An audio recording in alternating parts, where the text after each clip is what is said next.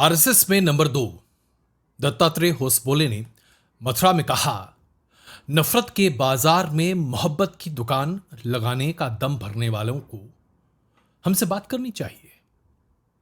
वे बात नहीं करते हैं, हम तो सबसे बात करते हैं। उन्होंने यहां तक कह डाला कि अब किस किस से बात करते हैं आपको बताऊंगा तो आप लोग कुछ अलग ही खबर बना देंगे, सुर्खियां बन जाएंगी।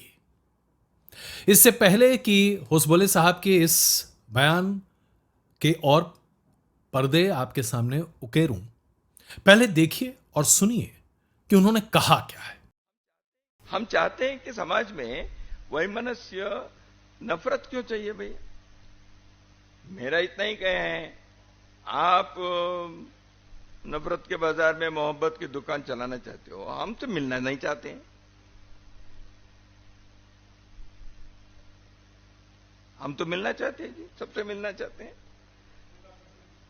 तो सभी से मिलते हैं। हम किसी को देखो, संघ के लोग सबसे मिलते हैं। नफरत के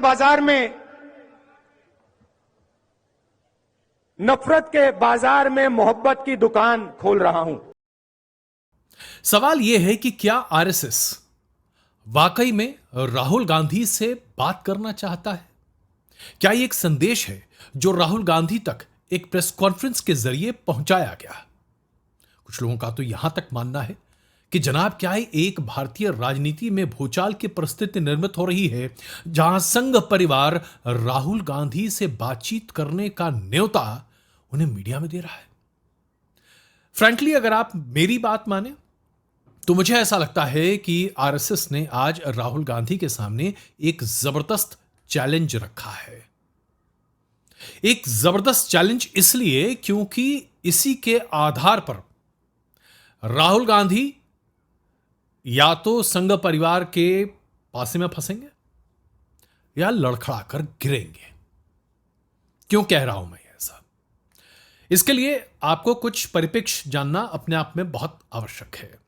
सबसे पहले, जब भारत जोड़ो यात्रा राहुल गांधी ने 2022 में शुरू की थी तो उन्होंने किस शब्द का एक डेफिनेशन सामने रखा था जिससे वो अपने आप को बीजेपी संघ परिवार के आइडियोलॉजी से बिल्कुल भिन्न बता रहे थे। उन्होंने कहा कि साहब मोहब्बत की दुकान लेकर आया हूं, है ना? उसके साथ साथ मोहब्बत की दुकान का मतलब क्या होता है साहब? कि अगर इस देश में एक ऐसी अराजक राजनीति है, कुछ ऐसे राजनीतिक तत्व हैं जो देश को बांटना चाहते हैं, तो मोहब्बत फैलाने वाला व्यक्ति वो है जो सबसे ज्यादा एकोमोडेटिंग होगा, जो कि लोगों के दिलों की भावनाओं को समझेगा, जिसके पास इतना धैर्य होगा कि वो लोगों की बातों को सुने, आइडियोलॉजी को समझे, साइकोलॉजी को समझे और उसके अबव इन सभी चीजों को समझते हुए उन्हें अपने साथ एकोमोडेट करने की कोशिश करे। क्या राहुल गांधी या कांग्रेस संघ परिवार को एकोमोडेट करने के लिए, उनकी विचारधारा को एकोमोडेट करने के लिए, सुनने के लिए तैयार हैं? क्या उनके पास इतना धैर्य है? यह है चैलेंज साहब। मेरी मानिए तो अभी तक राहुल गांधी के 20 साल के राजनीतिक करियर को जो मैंने देखा है, उसके पहले उनकी माता यानी कि श्रीमती सोनिया गांधी का राजनीतिक सफर और आइडियोलॉजिकल लीनिंग्स, और उसके पहले के कांग्रेस के तमाम नेताओं की जो समझ है, मुझे नहीं लगता कि राहुल गांधी में इतना धैर्य होगा कि वो संघ परिवार के किसी विचारक के साथ भी बैठकर 5 मिनट बात करें। क्योंकि राहुल गांधी की जो आइडियोलॉजिकल मूरिंग है और संघ परिवार का जो विचार है, उसमें कहीं कोई समान ग्राउंड है ही नहीं। ऐसा नहीं कि दोनों गलत है या दोनों सही हैं। कॉमन ग्राउंड की बहुत जबरदस्त कमी है क्योंकि दोनों तरफ अपनी बात को सामने रखने का जबरदस्त लॉजिक और आर्ग्यूमेंट है।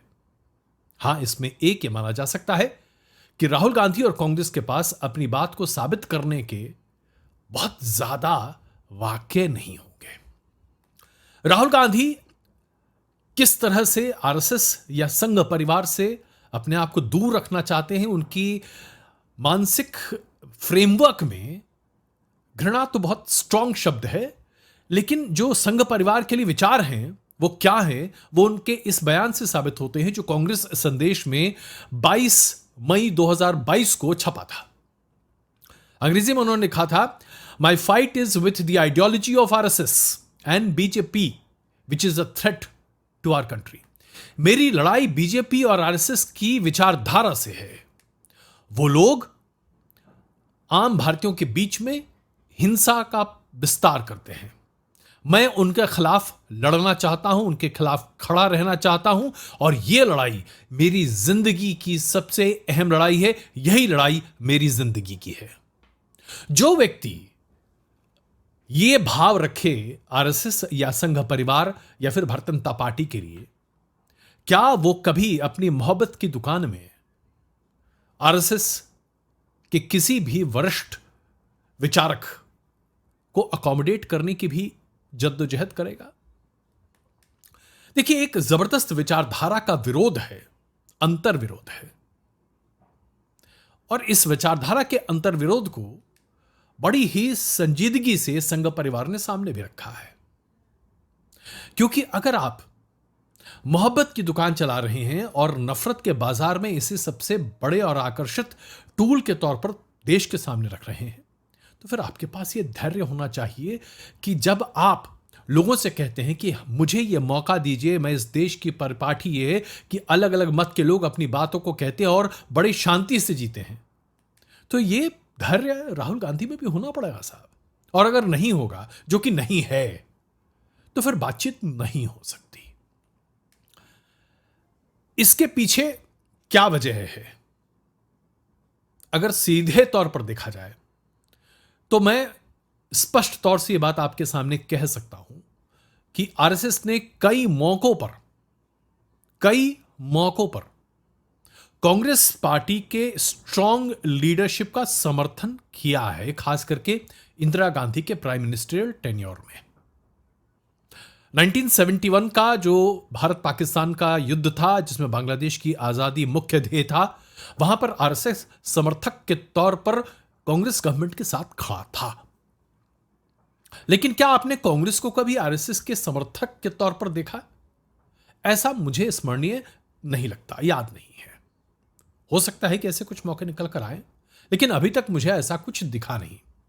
हां, पंडित नेहरू के मुकाबले इंदिरा गांधी ने संघ परिवार को लेकर उतना स्ट्रांग पोजीशन नहीं रखा था शुरू में, लेकिन इंदिरा गांधी ने अपने परसेप्शन में या अपनी पॉलिटिक्स में जब सोशलिज्म को और माइनॉरिटी अपीजमेंट को मुख्य आधार बनाने की कोशिश की, तो उसके बाद से दोनों धड़ों के बीच में एक खाई सी आ गई। चलिए, एक ऑडियो रिकॉर्डिंग आपके सामने रखता हूं। यह राहुल गांधी की प्रेस कॉन्फ्रेंस का ऑडियो क्लिप है। मैं उसका प्रेस कॉन्फ्रेंस आपको नहीं दिखा पा रहा क्योंकि मेरे पास सिर्फ ऑडियो है। उसमें राहुल गांधी अपने चचेरे भाई वरुण गांधी के कांग्रेस में शामिल किए जाने के पॉसिबिलिटी पर जवाब दे रहे हैं पत्रकारों के सवाल का। भारत जोड़ो यात्रा 2022 का यह प्रेस कॉन्फ्रेंस है, जिसमें उन्होंने कहा कि मैं मर जाऊंगा लेकिन आरएसएस के दरवाजे पर नहीं जाऊंगा। सुनिए जरा आप। अगर मेरी विचारधारा उनकी विचारधारा से निकला, मेरी विचारधारा मैं आरएसएस के ऑफिस में कभी नहीं जा सकता। आप मेरा आपको गला काटना पड़ेगा, मैं नहीं जा सकता। And what the RSS is basically saying is that certain states are inferior to other states, certain languages are inferior to other languages, certain religions are inferior to other religions, certain communities are inferior to other communities. This is what the fight is about. We are of the opinion that whether you are from Punjab, Haryana, Rajasthan, Madhya Pradesh, all of you have your history, all of you have your tradition, all of you have your language, and every single one of them is as important as any other one. इतना ही नहीं साहब, चुनावी सभा में महात्मा गांधी का हत्यारा है RSS. अपने इस बयान पर राहुल गांधी आज भी टिके हुए हैं, पीछे नहीं हट रहे हैं। और ना ही संघ परिवार से संवेदना रखने वाले वो याचिकाकर्ता हैं जिन्होंने राहुल गांधी के खिलाफ मानहानि का मुकदमा दाखिल किया है। केस चल रहा है और अभी उसकी तारीख पड़ रही है। कुल मिलाकर देखा जाए तो राहुल गांधी का 2018 से मुख्य जो प्रहार है बीजेपी पर तो है ही, लेकिन संघ परिवार पर बहुत तीखा होता जा रहा है और खास करके आरएसएस पर। राहुल गांधी के इस आक्रामक रुख पर संघ परिवार के और खास करके आरएसएस के वरिष्ठ सदस्यों के द्वारा कोई टीका टिप्पणी आम तौर पर सार्वजनिक तौर पर प्रेस कॉन्फ्रेंस में न के बराबर दी गई है। तो अचानक ऐसा क्या हुआ है साहब? अचानक ऐसा क्या हुआ है कि मथुरा में मोहब्बत की दुकान के जरिए दत्तात्रेय हर्षबोले ने क्यों राहुल गांधी पर कटाक्ष किया? कई तरह के सवाल सामने आते हैं ना साहब।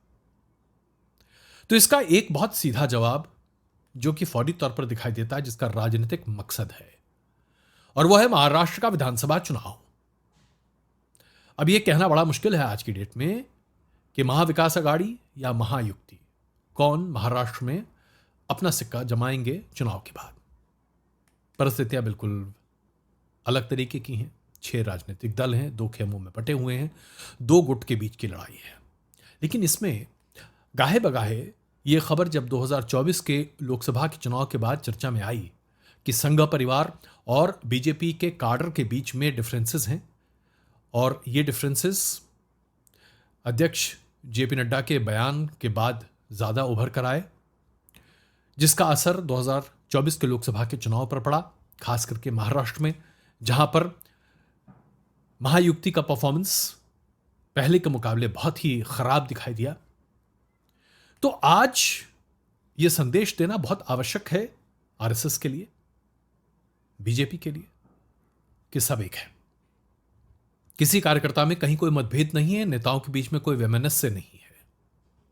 और यह चिंता का विषय इसलिए है क्योंकि 2024 के लोकसभा के चुनाव में एक बात प्रमुखता से उभर कर आ रही थी कि दलित, मुसलमान और मराठा वोट महायुक्ति के पास नहीं बल्कि पूरे तरीके से महाविकास अघाड़ी के पास जा रहा है। और उसमें भी बड़े नेता के तौर पर उभर रहे हैं शिवसेना उद्धव ठाकरे के उद्धव ठाकरे। देखिए, एक हिंदुत्व की छवि तो उनकी है ही, और अगर वो एक बड़े चेहरे के तौर पर, एक मुख्यमंत्री के चेहरे के तौर पर सामने रखे जाते हैं, तो संघ परिवार के लिए कितनी मुश्किल बात होगी कि महाराष्ट्र, जो कि कर्मभूमि, जन्मभूमि, सब कुछ है आरएसएस का, वहां पर महाविकास अघाड़ी बाजी मार ले जाए, महायुक्ति पिछड़ जाए, और एक हिंदू पृष्ठभूमि का व्यक्ति अपने आप को सबसे लोकप्रिय नेता के तौर पर प्रस्तुत कर ले, जिसके पास मुसलमानों का समर्थन भी है। तो जाहिर सी बात है, यह अपने आप में बड़ा महत्वपूर्ण है, और इसलिए यह चुनाव महत्वपूर्ण है। और शायद मुझे ऐसा लगता है कि इस मैसेजिंग को सामने रखा गया है। यह मैसेजिंग बहुत इंपॉर्टेंट है। दूसरी बात, देखिए, संघ परिवार या आरएसएस हमेशा हिंदू प्रथम के विचार को आगे रखा है। और यहां पर हिंदू का मतलब हिंदू, मुसलमान, क्रिश्चियन और सिख ये नहीं है। हिंदू मतलब वो तमाम लोग जो कि इंडस रिवर के इस पार रहते हैं, उन्हें हिंदू सिविलाइजेशन माना गया। अब इस पूरे कॉन्सेप्ट को कोई एक ही पार्टी है जो वाकई में चैलेंज दे सकती है, और वो पार्टी है कांग्रेस। किसी भी रीजनल पार्टी में यह मादा नहीं है कि संघ परिवार और बीजेपी की इस हिंदू प्रथम विचारधारा का पूरे देश भर में व्यापक मुकाबला कर सके। यह जो सेक्युलर बनाम कम्युनल डिबेट है, इस पूरे डिबेट में कांग्रेस पार्टी ही एक प्रमुख विपक्षी आइडियोलॉजिकल पावर के तौर पर सामने निकल कर आती है। क्योंकि आमतौर पर जो क्षेत्रीय पार्टी हैं, उनका जातीय आधार है, वो समग्र नहीं है। वामपंथ दलों ने भारत की जमीन पर अपना अस्तित्व जमाने की पूरी कोशिश की, लेकिन साहब आज लगभग खत्म ही है। यहीं पर एक पॉइंट और जोड़ दूं साहब, 100 साल के इतिहास में, चाहे आप आरएसएस की बात करें या फिर 100 साल के कम्युनिज्म के इतिहास में भारत पर, दोनों अलग अलग विचारधाराएं हैं, एक्सट्रीम्स पर हैं। संघ परिवार आरएसएस अपने विचारधारा के साथ भारत में एक डेडिकेटेड स्पेस बना चुका है। वामपंथ दल का तो कोई नाम लेवा नहीं बचा है। अब देखिए केरल में जो सरकार है वो एक्चुअली में वामपंथ सरकार है या क्या है, भगवान ही जाने। तो अपॉर्चुनिस्टिक बात है। दरअसल कांग्रेस ने वामपंथियों की जमीन 1972 के बाद से धीरे धीरे अपनानी शुरू कर दी थी। वही भाषा, वही शैली, वही प्रचार। जैसे ही गरीबी हटाओ का नारा कांग्रेस ने सामने रखा और उसके साथ प्रियम्बल में सेक्युलरिज्म और सोशलिज्म शब्द जोड़ा, कांग्रेस ने अपने आप को वामपंथ विचारधारा और उसके साथ साथ आरएसएस के विमुख एक प्रमुख आइडियोलॉजिकल कंपिटिटर के तौर पर, एक पोस्टर बॉय के तौर पर सामने रखा। एक ऐसा पोस्टर बॉय जो कि पिछड़े वर्ग, अल्पसंख्यक, एससी और एसटी काडर के प्रतिनिधित्व का दायित्व अपने कंधे पर लेने को तैयार था, क्योंकि कांग्रेस ने इस बात को हमेशा सामने रखा कि आरएसएस एक ब्राह्मणिकल पार्टी है, बनिया और ब्राह्मणों की पार्टी है। यानी कि आप अगर इसको गहराई से सोचें तो आज जब भी आप प्रधानमंत्री नरेंद्र मोदी, बीजेपी के वरिष्ठ नेताओं को देखें, जब वो प्रतिकार करते हैं तो भले ही वो महाविकास अघाड़ी के नेताओं के बारे में बखियां उघेड़ रहे हों, उन पार्टियों के बारे में बोल रहे हो, भले वो आरजेडी के बारे में बोल रहे हो, भले वो समाजवादी पार्टी के बारे में बोल रहे हो, लेकिन मुद्दा घूम फिरकर कांग्रेस ही आता है। क्योंकि आज अगर कोई आरएसएस और बीजेपी के आइडियोलॉजिकल विरोध में खड़ा है तो कांग्रेस है। जैसे ही आप जातीय आधार से ऊपर उठकर हिंदू आइडेंटिटी की बात करते हैं, हिंदूवाद की बात करते हैं, हिंदू प्रधान राजनीति के विचार की बात करते हैं, तो फिर आप आरएसएस और बीजेपी के थॉट प्रोसेस की बात करते हैं। लेकिन जब भी इंडिया गठबंधन पर तंज करना होता है या कांग्रेस पर तंज करना होता है तो देखिए क्या बातें या क्या शब्दों का इस्तेमाल किया जाता है। यह कहा जाता है कि कांग्रेस की विचारधारा विध्वंसकारी विचारधारा है, वो देश को बांटने वाली विचारधारा है, विभाजनकारी धारा है, एनार्किस्ट विचारधारा है, एंटी इंडिया विचारधारा है। तो ऐसे में आज अगर आप देखें तो वास्तविकता में आरएसएस के मुकाबले अगर कोई एक विचारधारा के तौर पर खड़े होने वाली पार्टी है तो वो कांग्रेस है। ऐसे में चैलेंज देना ही है तो आप अपने अपोनेंट को देंगे ना, किसी और को तो देंगे नहीं।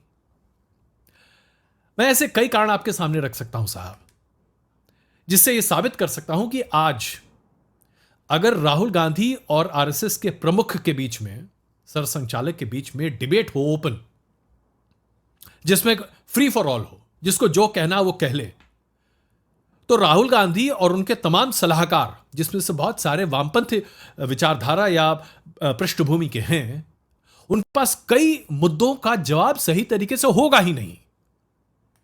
जैसे कि अगर आज इस बात की चर्चा हो कि राष्ट्र प्रथम होना चाहिए कि नहीं, आरएसएस की इस विचार के बारे में इसका कोई प्रतिकार राहुल गांधी के पास नहीं होगा। इतना ही नहीं, जब आप अन्य बड़े मुद्दे भी उठाएं, जैसे कि क्या राष्ट्रहित सबसे आगे नहीं होना चाहिए, क्या जातीय समरसता देश में नहीं होनी चाहिए, क्या मानव प्रथम जाति के ऊपर नहीं होना चाहिए, सेना और सीमा की सुरक्षा क्या किसी देश की प्राथमिकता नहीं होनी चाहिए, डोल फ्री पॉलिटिक्स क्या हर राजनीतिक दल का ध्येय नहीं होना चाहिए, माइनॉरिटी अपीजमेंट किसी भी कीमत पर नहीं होना चाहिए। देखिए, तमाम ऐसे मुद्दे हैं जिस पर कांग्रेस और खास करके राहुल गांधी फंस सकते हैं। उनके जो सलाहकार हैं उनके पास इसका पर्याप्त जवाब नहीं होगा, क्योंकि ये ऐसी बातें हैं जिस पर दोनों आइडियोलॉजी चाहे जहां भी खड़ी हो, एक साथ उनको आना ही पड़ेगा। और इसमें से ज्यादातर आरएसएस की आइडियोलॉजी है जिसको वो प्रमुखता से सामने रखते हैं, जिसके आधार पर राहुल गांधी और कांग्रेस कहते हैं कि वो भारत को बांट रहे हैं। तो कई मुद्दे हैं साहब, इस पर खुलकर बातचीत हो सकती है, लेकिन ऐसा कभी होगा नहीं। मोहब्बत की दुकान वाले अपनी दुकान में तथाकथित तौर पर जिनको वो नफरत फैलाने वाले कहते हैं, जगह दे नहीं पाएंगे। तो फिर इस आरएसएस के तीर का क्या मतलब है? इसका बस एक ही जवाब है मेरे पास। चतुर को चतुराई के साथ चंपक बताना, यह अपने आप में एक कला है। और संघ परिवार और खास करके आरएसएस के कई ऐसे वरिष्ठ लोगों से मेरी जब बातचीत होती है तो मुझे लगता है कि उस कला में उनसे पारंगत हिंदुस्तान में बहुत कम लोग हैं।